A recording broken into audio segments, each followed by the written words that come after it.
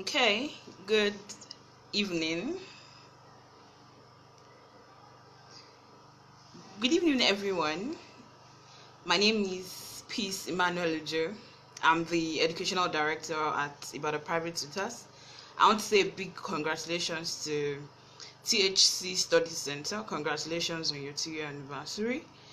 And that's why we are having this Facebook Live today. I will be talking on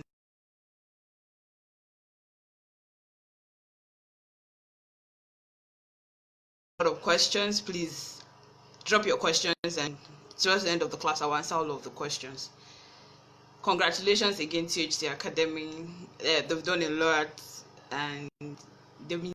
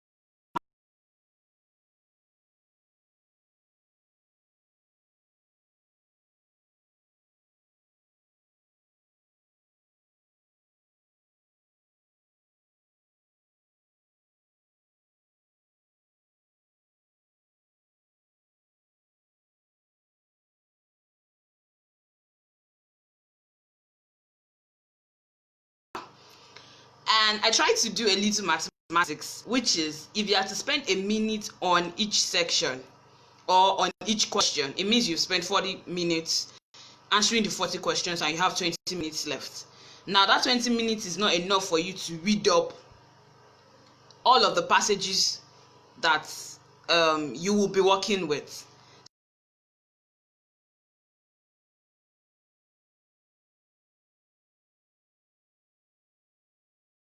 Divided into two parts. You have the academic and then you have general. For the academic session, you have about 3 sections, 3 to 4 sections depending, and of course you have lengthy passages. Trust me at this point when I tell you that those passages are actually very boring. I mean to say that there's one important thing that IELTS utilizes a lot, and that is the use of synonyms. Synonyms, okay, in layman English, are words that are similar in meaning. For small, you have probably big farts, you have child or children, kids. They are words that are synonym in meaning. It means that they mean the same thing, different words meaning the same thing. So IELTS utilizes synonyms a lot, so it means you have to know or have a wide range of vocabulary in your vocabulary box for you to be able to do well in the IELTS exam. Now I'm going to emphasize synonyms a lot now, because when I started the class I mentioned the fact that you have to read to answer questions. So it means that, of course, I always advise my students to read the questions first before reading the passage, because you find out that if you don't read the questions first, you read the passage, if you start reading the passage, you come back to the question, you will go back to that passage again, and there's no time for you to do that. So it means that you have to read the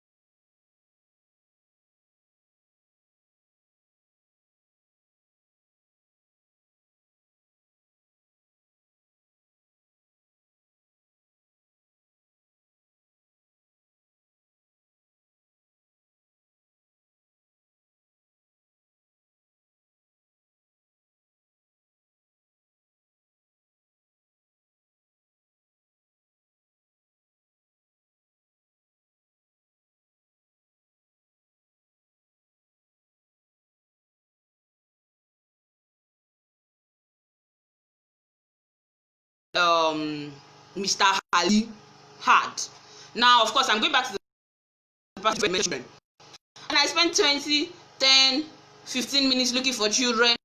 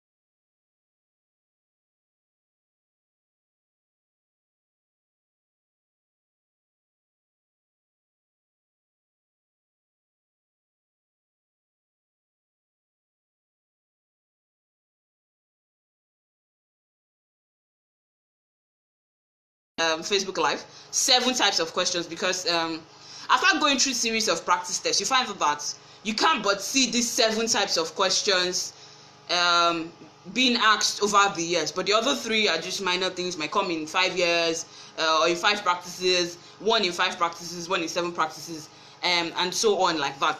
So I'll be mentioning 7 types of questions for the reading section. And now the first one is true, false, not given. Everybody runs from true, false, not given. I'll come back to that. Let me mention all. You have true, false, not given. You have yes, no, not given. You have matching headings. You have sentence completion. You have short answer. You have the summary, and then you have multiple choice. I'll take that again. You have true, false, not given. Yes, no, not given. You have matching headings. You have sentence completion.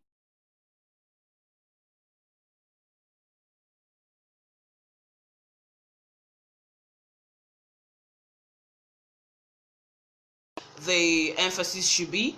I'll pick them one by one, and then I'll talk about them. We'll start with true, false, not given. Now, for true, false, not given, just like the name implies, I'm going to be explaining true, false, not given alongside yes, no, not given. Why? Because they mean the same thing, and although they mean the same thing, you cannot interchange them. So you have to read the instructions. It is very important to read the instructions.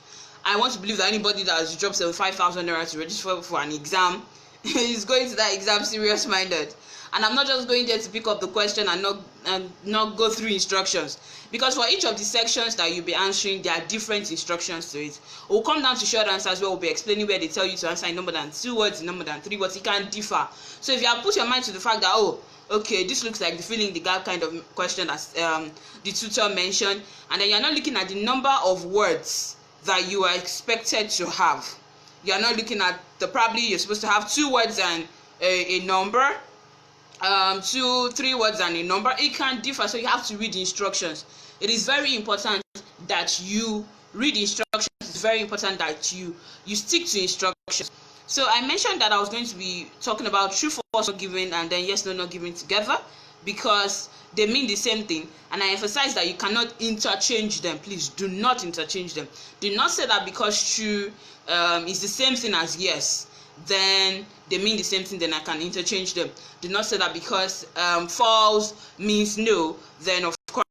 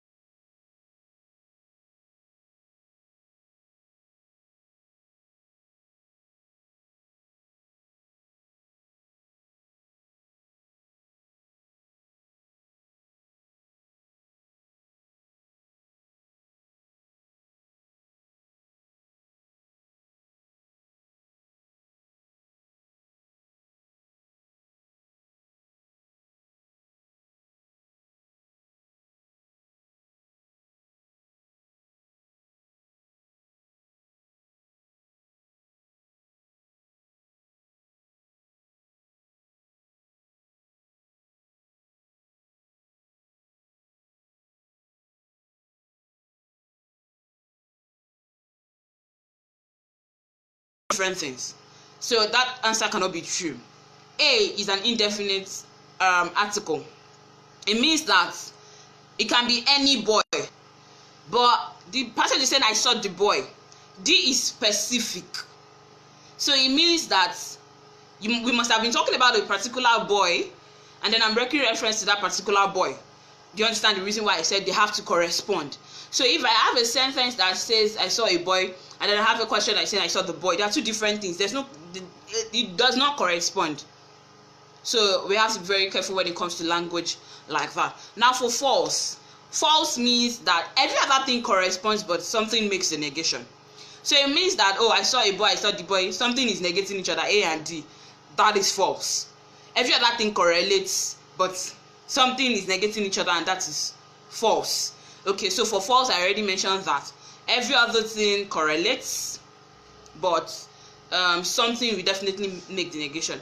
Most of the time, it boils down to the use of figures, numbers. You have probably he invented this in 1992, and then the question is talking about the fact that it was invented in probably 1998 or something, and then probably trying to interchange the years, the dates, and also, and then probably the use of negation and the likes. But then for false, like I said, every other thing corresponds. Only one thing gets to make the negation for false. Now, not given, which is always that question that gets to confuse so many people. For not given, it wasn't expressly stated. Not given, it wasn't written down in black and white, but we can infer it, and we're not supposed to infer, so it is not given. That information was not given, but can be inferred. Now, let me take an example. Let me give you an example. You have, okay, let's look at this. The addition of 2 and 2. The passage is saying that there was an addition of 2 and 2, but didn't talk about the results. So the passage is saying there was an addition of 2 and 2, and then the question is saying that the addition of 2 and 2 is false. Whether we like it or not, even if we move from here to Madagascar, the addition of 2 and 2 is still going to be 4. But in the passage, they didn't give us that conclusion that the addition of 2 and 2 4. And the question is saying that the addition of 2 and 2 is 4.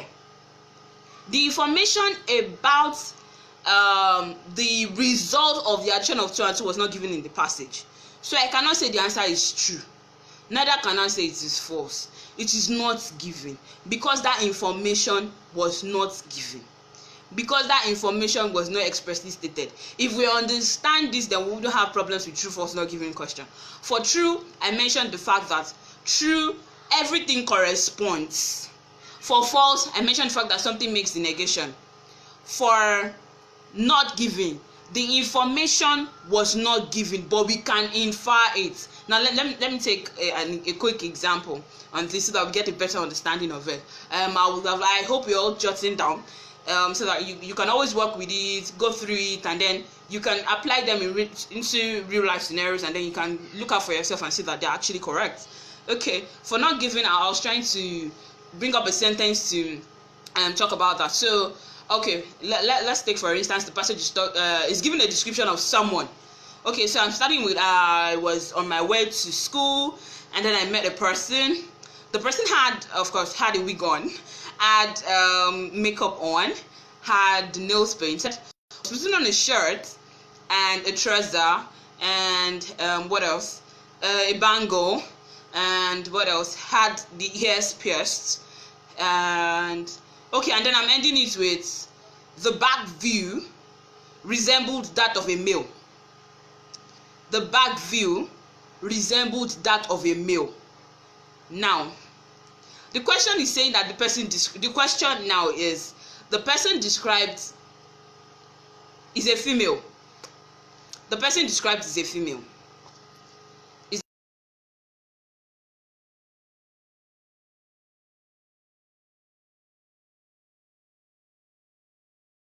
Aside from the fact that I mentioned the fact that the back view looks like that of a male, but the description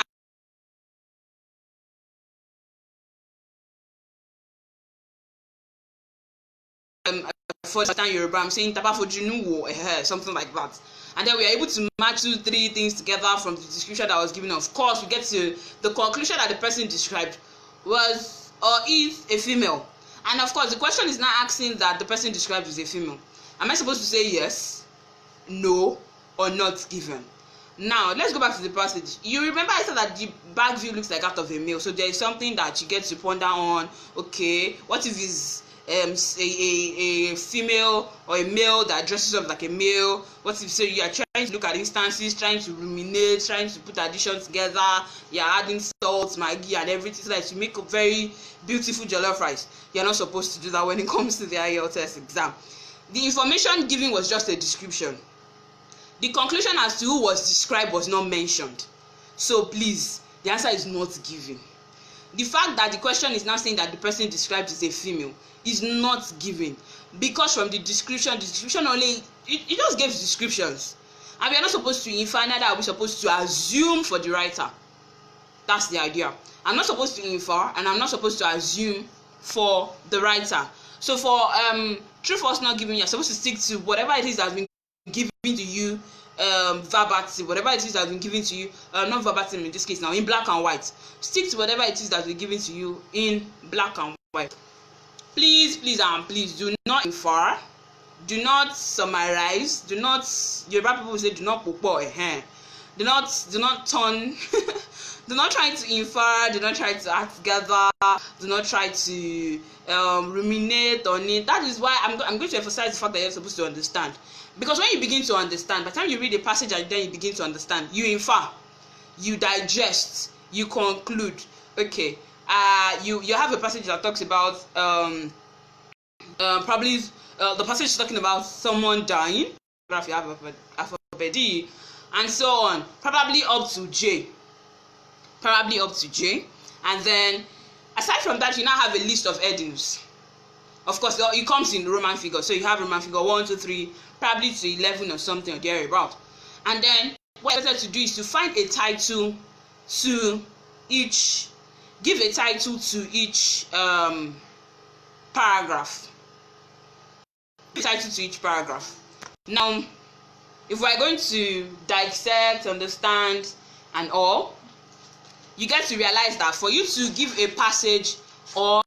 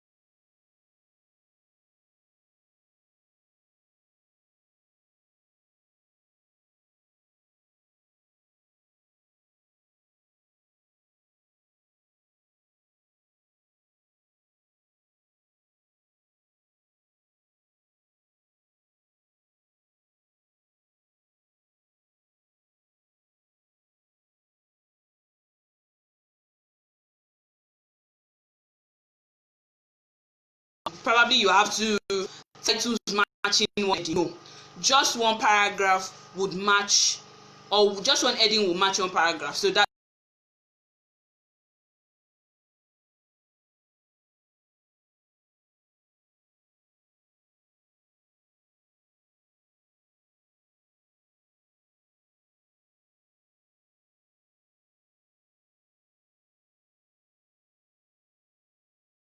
for basics, I will explain. The subject of the sentence is the performer of the function or of the action. the verb is the action, the object is the person or the thing that receives the action.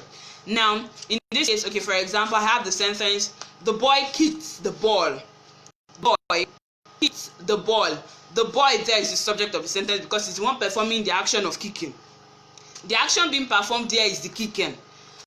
The ball is the object that is receiving the action, which is kicking. So now we have we already spoke about the structure of a sentence. So we are saying that paragraph comprises of multiple sentences, lots of sentences. Now for a paragraph to be standard, it must have a topic sentence and it must have supporting sentences. I'm sure if you attended the class or the Facebook live that has to do with the writing section, you would have noticed that even if you are writing an essay, okay, let's take an example. As you write an essay on why you think Nigerians are relocating from Nigeria, everybody has the same thing to say. There's no lights, there's no the roads are bad, the government is bad, the economy is bad.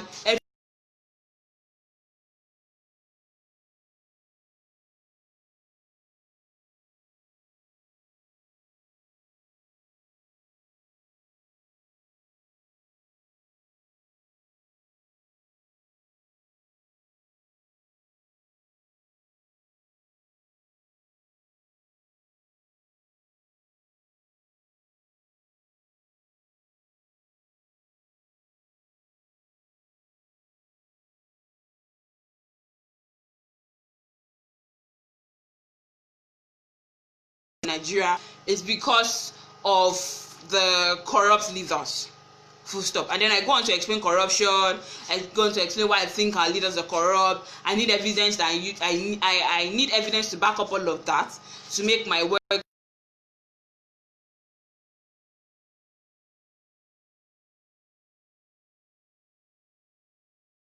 conclusion and stop at the fact that okay, truly the leaders are bad or thereabouts, and that is a major reason why people want to leave the country. Okay, now you remember I mentioned that for a paragraph has one idea. A paragraph contains one idea. A paragraph contains one idea. In the standard English language, your paragraph must contain one idea. So I already mentioned that the paragraph contains multiple sentences. I already mentioned that out of those multiple sentences, you have topic sentence, you have supporting sentences. Now let's bring it back to IELTS matching headings that I was saying earlier. Now we already understand that a paragraph must contain a topic sentence and supporting sentences. In the English language, that your topic sentence is a summary of what the passage is talking about. There is a sentence in your paragraph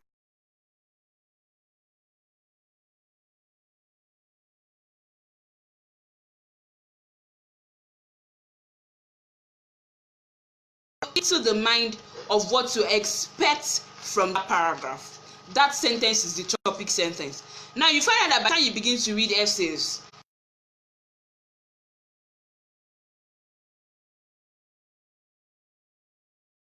to buttress what that topic sentence is talking about. Now from the example I gave, I mentioned the fact that so many people are saying that they want to leave the country because of corrupt leaders and so on and so forth. And then you start with, oh, a major reason why so many people want to relocate from the country is because the leaders are corrupt and this and that. And then I mentioned that you go on to explain corruption, why you think the leaders are corrupt, and then you go on to talk about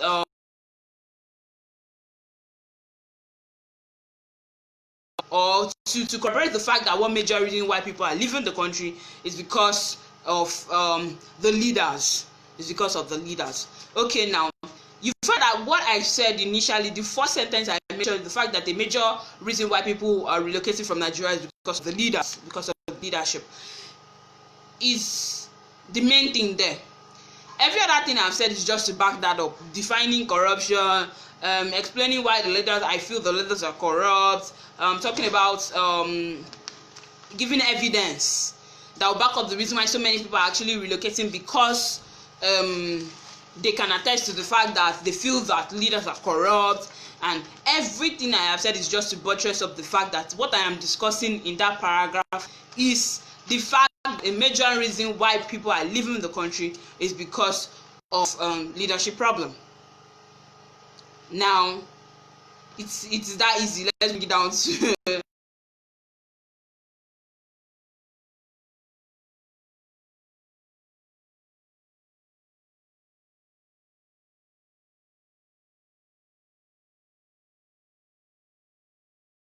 is that sentence that your topic sentence is that paragraph. Then I know that with that alone I can easily match my heading. With that alone, what I need is just what I need in that paragraph is to get an idea of it, right? And then I have a sentence that summarizes the idea in the paragraph. So it means I just need to lay my hands on that paragraph, on that sentence, sorry, and then I can successfully match my heading. Of course, I mentioned with the aid of synonyms. So don't come back and say that she said that in the topic sentence and then I did not see it verbatim. With the aid of synonyms, please, with the aid of synonyms. So how then do I now locate my topic sentence? That's the question now. Your topic sentence is either the first sentence of every paragraph or the last sentence of every paragraph. Please try it out and get in touch. The first sentence or the last sentence. But then of course I mentioned with the aid of synonyms. It's either the first sentence or the last sentence of every paragraph. And of course, like I said earlier, I mentioned that with the aid of synonyms. So please, that is that for matching heading. Locate your topic sentence. With the topic sentence, go through the topic sentence.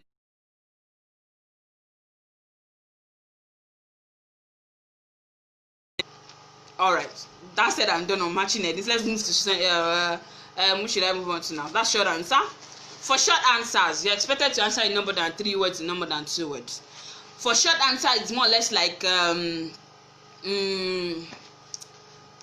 how do I put it now? Yeah, it's not the fill in the gap kind of question, but you're supposed to answer in no more than 3 words, in no more than 2 words. I remember saying when I started the class that you have to read instructions. Instruction can ask you to answer in a word, can ask you to answer in 4 words, in 3 words, in 2 words, in 2 words and a figure, in 2 words and a number. You have to read instructions to whatever it is you're expected to do at each level or at each stage.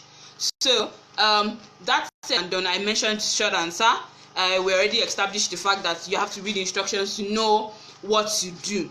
Now I want to say something, and I hope you get what the explanation I'm trying to give. I want to say that for short answers, most of the time it doesn't directly answer the question. It's not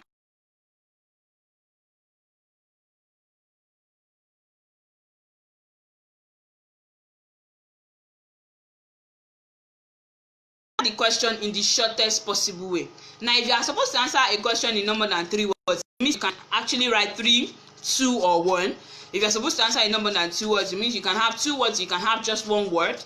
So it depends on how you are able to shorten the it depends on how you are able to shorten it. It depends on how you were able to reduce the number of words or the number of words that you are getting from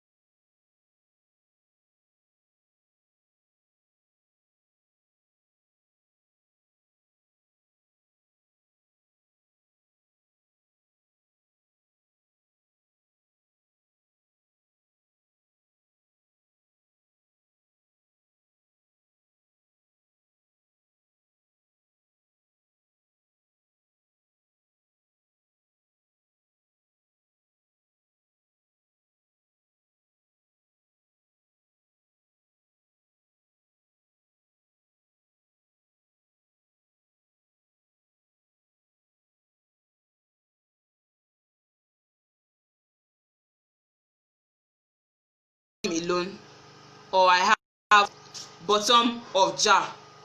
Okay, and I can have bottom. Okay, I already mentioned that. I can have bottom alone, or I can have bottom of jar, or I can have the bottom.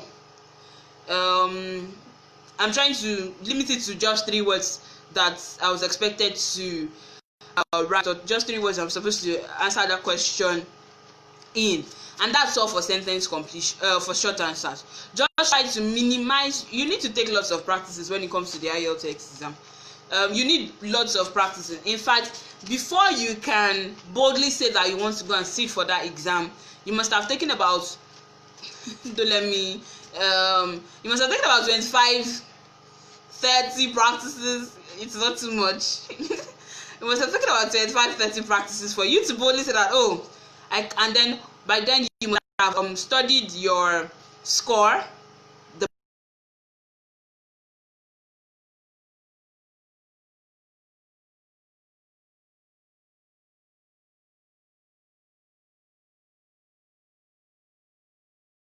in this range. So when the result comes out and it falls within that range, don't be shocked. But you need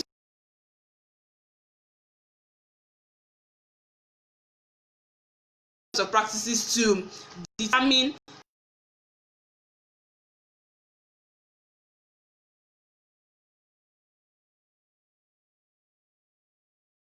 like this. Let's look at a shorter way. Let's look at how best to do it, and not teach you how to read. Okay, so that's said about short answer. Let's move to sentence completion. For the sentence completion question, you are supposed to complete the sentence, fill in the gap kind of question. Yeah, something like that. You have to fill in the gap. Now, for sentence just like the name implies, whatever it is you are writing inside must complete the sentence. If it doesn't complete the sentence, then you haven't done anything. If it doesn't complete the sentence, then you'll be marked wrong. You'll be marked down. You have to endeavor that it completes the sentence. So, if the word is, okay, for example, Nigeria gained its independence, dash. And I'm just supposed to input in here. Nigeria gained its independence.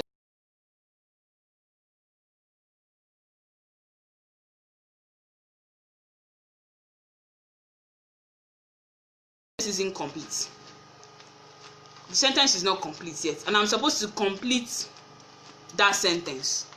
So what am I supposed to do? Nigeria gained its independence in, I'm bringing in that preposition, in 1960.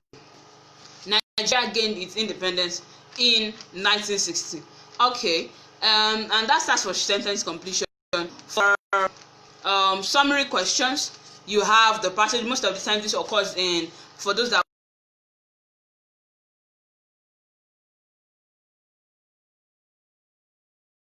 you have the passage, you have the summary, you are given the summary, and most of the time important things are just removed from the summary and placed in a box. So you are supposed to do that. I already emphasized the use of synonyms.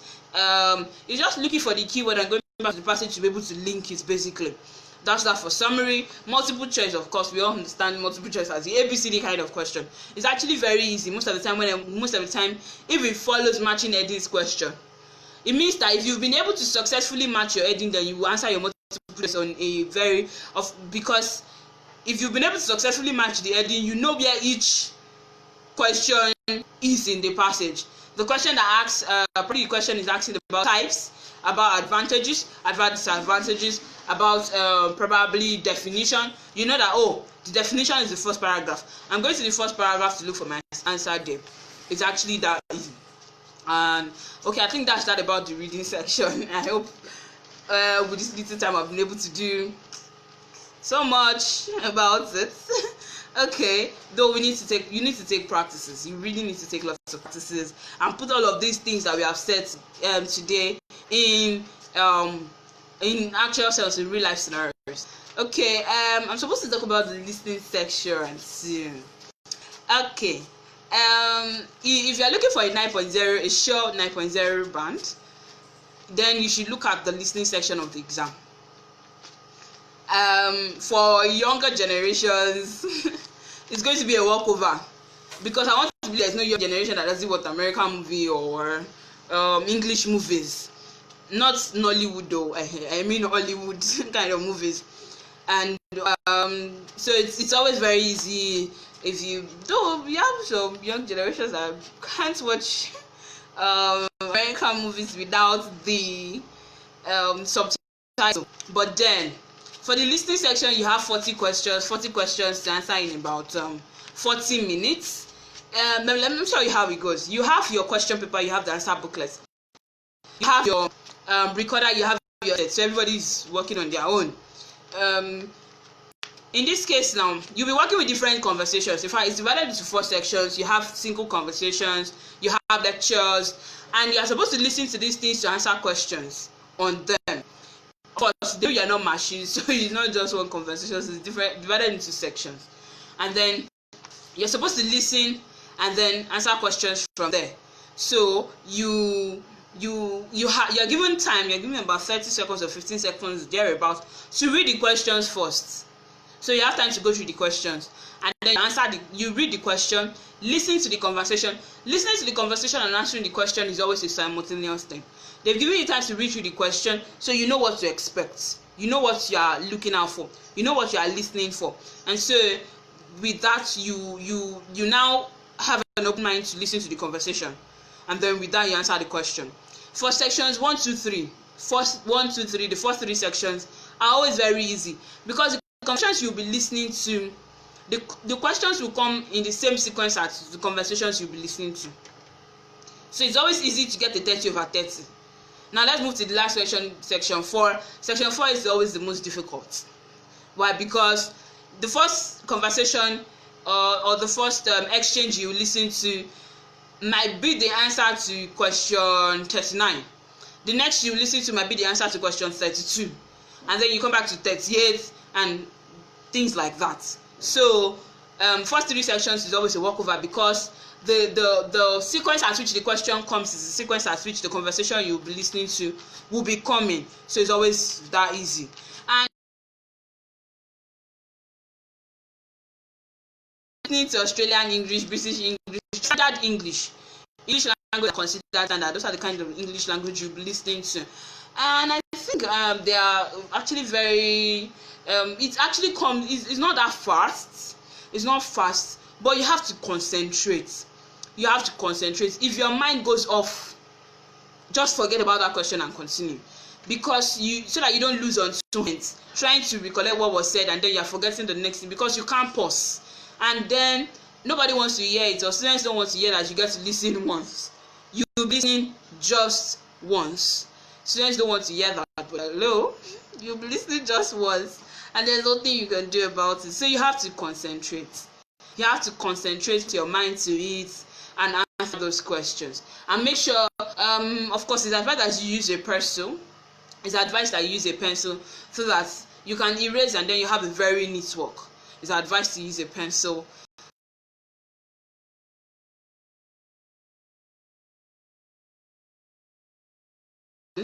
Proper nouns and names of people, places, buildings, streets, town. Endeavor that you start such with capital letter. Endeavor that you start such proper nouns with capital letter. But then don't try to imagine or think for the speaker. Let me give you an example. There's one of these practice tests that a student took, and then the answer to the question is Hope Street. Hope, Hope, Hope Street. And then my student wrote down Oak Street, Oak. And then I asked, why did you write Oak Street instead of Hope? And he said, well, he felt that the town or the street is not in Nigeria, so it can't be Hope. It's in Nigeria that we name streets Hope, Flourish, Peace, and all sorts. And that since there were people from outside the country, it definitely has to be Oak. And I said, no, please, it is Hope. Try not to reason for the speaker. Whatever it is you hear, is what you write down. And they get to spell out names. They spell out names. They spell out numbers. So instances for the spell out names, you just have to concentrate basically. Forget whatever it is you must be thinking about when you get into the exam, or make sure you forget about that, and then you concentrate on whatever it is you are asked to do. Make sure you concentrate. It takes total concentration. You need total concentration for you to be able to ace the IELTS listening exam. And like I said, you need to practice. You need to take lots and lots of practices. Please practice so that you get the best of it. Practice so that you get the best of it. I'm sure we must have been able to accomplish a lot today. We started with the reading section, and then we moved on to the listening section. I'm sure we must have learned so much today that we'll put into practice. At this junction, I would love to end this Facebook Live. I want to say a very big congratulations to THC Academy. Congratulations to the team as well. You're doing a wonderful job. Once again, my name is Mrs Peace Ojo. I'm the lead educationist at Ibadan Private Tutors. Thank you very much for your time, and God bless you all. Stay safe and stay home. Please adhere to all the instructions given by medical practitioners, and please let's endeavor to stay safe and let's endeavor to stay home. Thank you very much.